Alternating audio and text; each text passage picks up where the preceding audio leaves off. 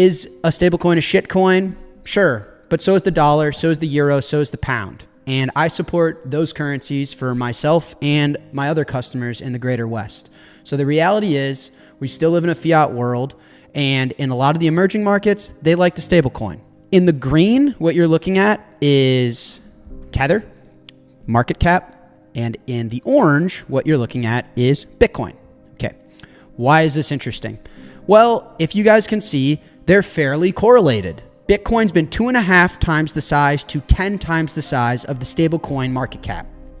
Okay, so when Scott Bessent says, I think stablecoins can grow to 3.7 trillion, if we take the upper bound of that range for Bitcoin, he's therefore saying, without explicitly saying it, I think Bitcoin can go to $37 trillion in market cap, which, by the way, is more than a 10x. That would put Bitcoin at over $1 million per coin. The size of the stablecoin market has quietly become one of the best forward indicators for Bitcoin's next move. When billions flow into USDT, that liquidity eventually hits Bitcoin, driving prices higher. So, if stablecoins expand to trillions in value, the math points to Bitcoin breaking into $1 million per coin. That's the latest message from Jack Mallers, the CEO of Strike and 21 Capital. Because the majority of Bitcoin trading pairs are denominated in USDT, Tether acts as the reserve currency of the entire crypto market. Every dollar that enters USDT is essentially parked capital, ready to move into Bitcoin or other assets.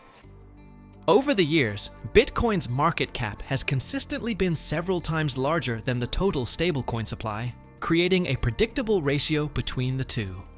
If Tether's market cap reaches the $3.7 trillion level, projected by US Treasury Secretary Scott Bessent, that historical ratio implies Bitcoin's market cap could exceed $30 trillion. At that size, the price per coin would climb well over the $1 million mark. Mallers believes this growth is already in motion. The US appears to be using stablecoins to push trillions in liquidity into the market, and much of it is set to flow into Bitcoin. Each jump in USDT supply boosts BTC's buying power, fueling a rapid price surge that could reprice Bitcoin into the millions. Make sure to stick around until the end of the video, as Jack Mallers explains how US policy and stablecoin growth could drive Bitcoin's next breakout. Guys, it's all starting to click. It's all starting to click like one big story. We're in the post-World War monetary era, this fiat era. This era is coming to an end. It's run its course. We're out of room. We're out of debt to grow. We're out of purchasers of our debt. We're going back to neutral reserve currency status. We're going to Bitcoin. It's the story of humanity, you know. It's engineering a better world. That's what we did. We got our hands dirty. We built Bitcoin, and that's the start of a new chapter. Let's look at the old chapter. The U.S. government and the Fed got married, and the Fed's balance sheet grew 10 times. Look at this chart. 10 times. And it grew largely in, drum roll please, T-bills. The things that stablecoins buy.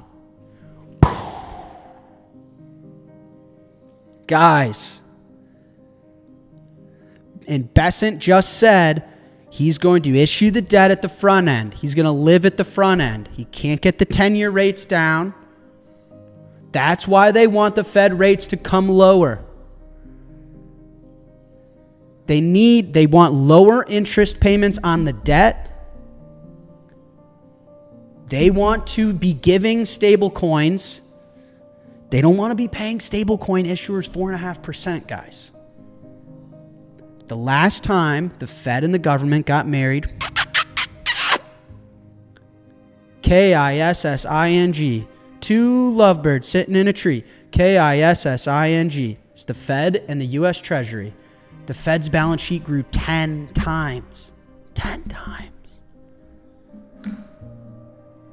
Who's the purchaser of last resort? When it's all said and done, and China doesn't want your debt, Americans, civilians don't want your debt, Russia doesn't want your debt, Banks don't want your debt. Hedge funds don't want your debt. Who's the buyer of last resort? The Fed. The Fed. So, my thesis is this. Stablecoin growth is going to come via Bitcoin growth. Bitcoin grows, stablecoins grow. So therefore, the US government has an incentive to grow Bitcoin. It's really that simple, guys. I actually wrote my thesis down. Well, first of all, we take a step back. We know that the US cannot raise rates and they cannot cut spending. We know that for a fact, okay? That is our baseline. We tried to cut spending with Doge, with Elon. How'd that go? Elon, that went so bad, Elon started his own political party. I mean, there's bad, and then there's how bad that went. This man literally is going to run for president out of some random political party he started. I don't even know what it's called. Like American, who knows? So the point is, we can't raise rates anymore. We can't cut our spending. So we are trapped. We are trapped. Now, the next logical step is we then need to devalue the dollar. It's the only way out. And that's what I've been saying on this show over and over and over and over again. We have to print. However, the problem is on the other side of printing is inflation, right? And so how can you print and debase without sparking obvious inflation? Okay. Stablecoins. This is where modern inflation sinks.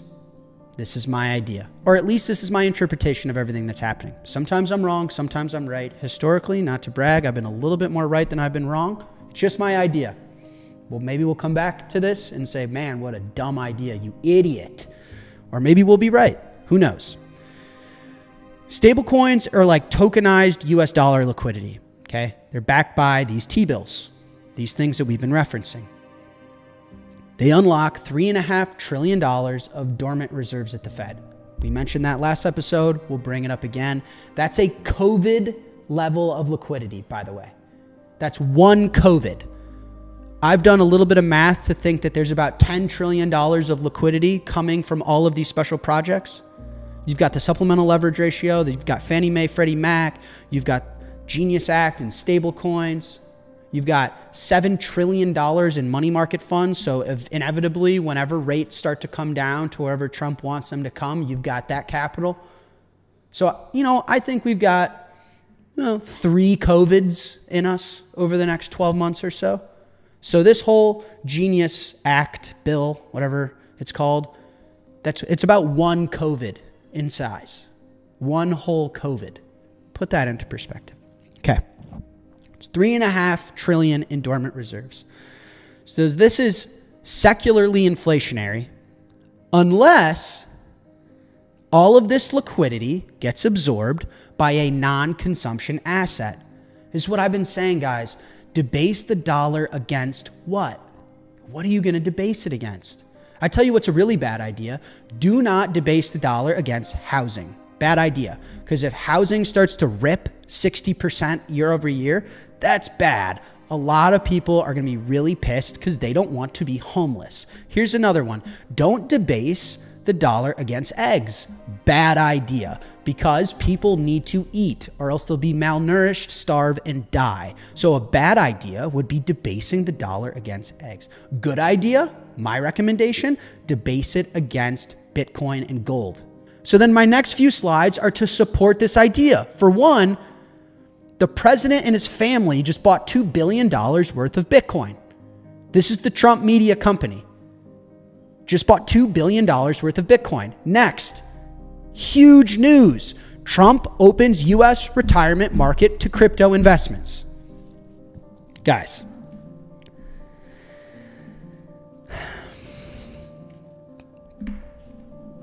if I were to execute this plan, the one thing I would need for it to work is for everyone to own as much gold and Bitcoin as possible.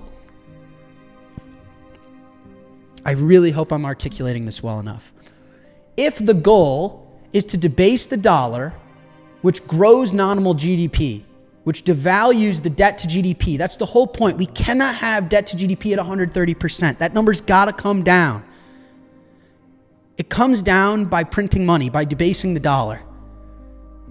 You can debase the dollar against gold, against Bitcoin. How do you get gold and Bitcoin to everybody? Well, one way is to open up everyone's retirement account and put Bitcoin and gold in it. The quiet part is being said out loud. We're going to use stablecoins to absorb liquidity and inflation.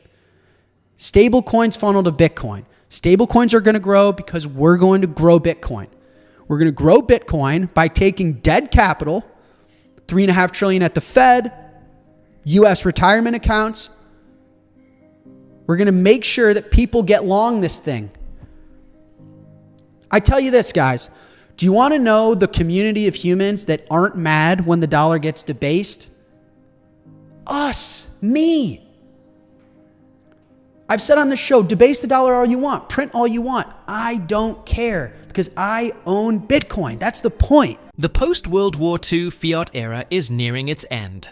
Debt is maxed out, foreign buyers for US Treasuries are disappearing, and the only way forward is to devalue the dollar. Jack Mallers says Washington has found the perfect channel to do it. Stablecoins. Backed by short-term treasuries, stablecoins can inject trillions in liquidity without causing immediate consumer price spikes, as long as that liquidity flows into non-consumable assets like Bitcoin and gold. The plan is already in sight. Trump's media company just bought $2 billion in Bitcoin, and retirement accounts are being opened to crypto. The more Bitcoin grows, the more stablecoins can expand, and that expansion keeps the liquidity cycle going. By turning dormant reserves and idle capital into stablecoin liquidity, the US can debase the dollar while boosting Bitcoin's market size. This, according to Mallers, makes owning Bitcoin one of the smartest moves you can make right now. How do you debase the dollar and get reelected? Put Bitcoin and gold in everyone's retirement account and send that shit. And by sending that shit, I don't mean Bitcoin to $1 million. I mean the dollar to fucking zero. Bitcoin's going to go where it needs to go. Bitcoin doesn't need your help. They need to drive the dollar down. Here's a snippet from the article. Donald Trump is preparing to open the $9 trillion. I mean, we're just throwing around these $1 trillion numbers. Like, what the hell? Oh, $3.5 trillion there, $7 trillion there. Oh, whoa, what's that? Is it a bird? It's a plane? No, it's $9 trillion of US retirement money. Jesus.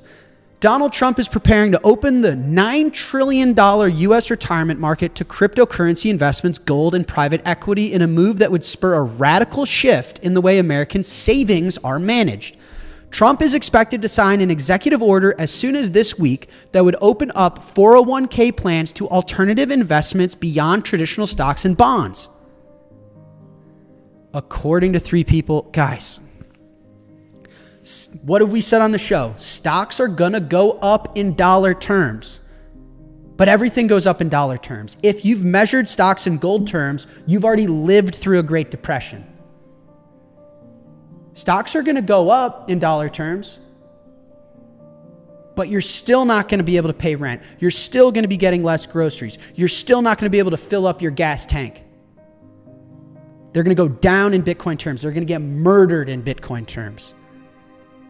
And the United States is literally shorting stocks and bonds and longing Bitcoin and gold. It's in a Financial Times article. Wow. Sorry. Got a lot of energy today. It's just really getting me going. The quiet part could not be more loud. These investments would run a broad spectrum of asset classes, from digital assets to metals and funds focused on corporate takeovers, private loans, and infrastructure deals. Okay, so they're finding liquidity to do what?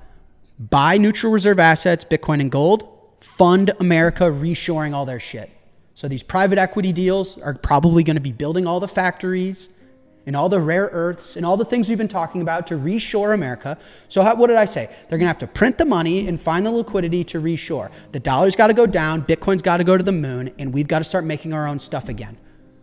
They're literally taking everyone's retirement account and just reordering capital flows. Short stocks, short bonds, long Bitcoin, long gold. The executive order would instruct Washington regulatory agencies to investigate the remaining hurdles needed to follow for such an alternative investment to be included professionally managed funds used by 401k savers. This is the biggest part. Direct quote. President Trump is committed to restoring prosperity for everyday Americans and safeguarding their economic future. Safeguarding their economic future is dumping stocks, dumping bonds, buying gold, and buying Bitcoin. We made it. It's that Drake song. We made it. Crazy. The president is saying, yo, I need to protect your financial future. Let me get you some Bitcoin. Guys, and there's bearish people out there that think this thing has no intrinsic value and is not going to be part of our future. Do you guys read anything on the internet or watch CNBC or literally? Do you read mainstream media? Do you watch the television? Do you wake up and see the sun? It's everywhere. No decision should be deemed official, however, unless they come from President Trump. Onwards. Then, the next day, after that FT article, President Trump tweets out the greatest Bitcoin explanation of all time. I'm not going to play the video. I've played too many videos. We're running up on time here, but you guys should watch it. So the Trump family buys $2 billion worth of Bitcoin. Then Trump says, I got to make sure everyone's economically protected for their future and they're ready for this new monetary era so that I can get reelected. So I'm going to dump their stocks, dump their bonds, and buy a bunch of Bitcoin. Then he goes out and tweets that Bitcoin is amazing. A 6.5-minute video on the greatest Bitcoin explainer of all time. I mean, listen, I'm not everyone's flavor of tea. Sometimes people understand what I'm trying to say. Sometimes people don't. I hope you guys are picking up what I'm putting down. Okay? I don't know how much more clear I can make this. The whole Genius Act thing, stablecoins are the new way to finance the government, but they grow as Bitcoin grows. One way to grow stablecoins is to grow Bitcoin. One way to debase the dollar is to grow Bitcoin. One way to get out of the post-World War monetary regime change is to grow Bitcoin.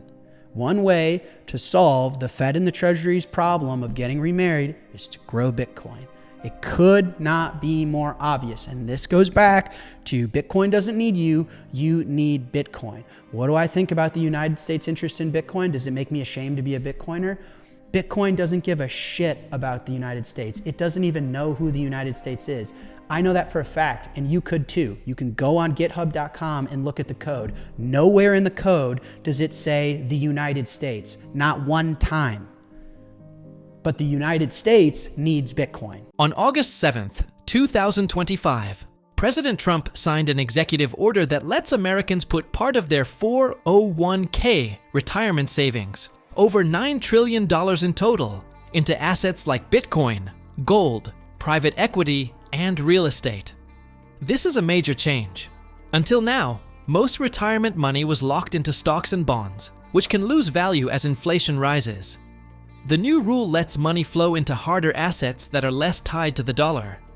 Jack Mallers believes this move was made not only to give people more investment choices, but also to weaken the dollar on purpose and build up assets that hold value.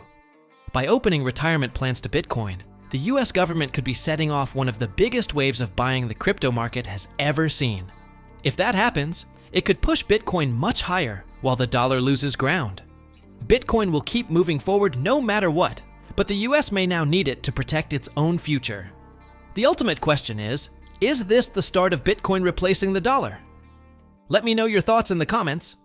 If you want to stay most up to date on the crypto and Bitcoin world, subscribe to my daily 5-minute crypto newsletter.